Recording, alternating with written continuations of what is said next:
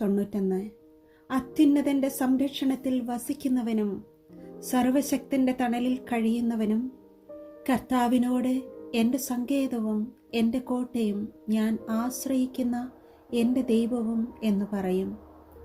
അവിടുന്ന് നിന്നെ വേടന്റെ കെണിയിൽ നിന്നും മാരകമായ മഹാമാരിയിൽ നിന്നും രക്ഷിക്കും. തൻ്റെ തൂവലുകൾ കൊണ്ട് അവിടുന്ന് നിന്നെ മറച്ചുകൊള്ളും. അവിടുത്തെ ചിറകുകളുടെ കീഴിൽ നിനക്ക് അഭയം ലഭിക്കും. അവിടുത്തെ വിശ്വസ്തത നിനക്ക് കവചവും പരിചയം ആയിരിക്കും. രാത്രിയിലെ ഭീകരതയെയും പകൽ പറക്കുന്ന അസ്ത്രത്തെയും നീ ഭയപ്പെടേണ്ട. ഇരുട്ടിൽ സഞ്ചരിക്കുന്ന മഹാമാരിയെയും നട്ടുച്ചയ്ക്ക് വരുന്ന വിനാശത്തെയും നീ പേടിക്കേണ്ട.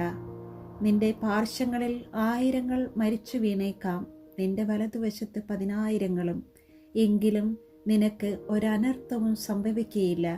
ദുഷ്ടരുടെ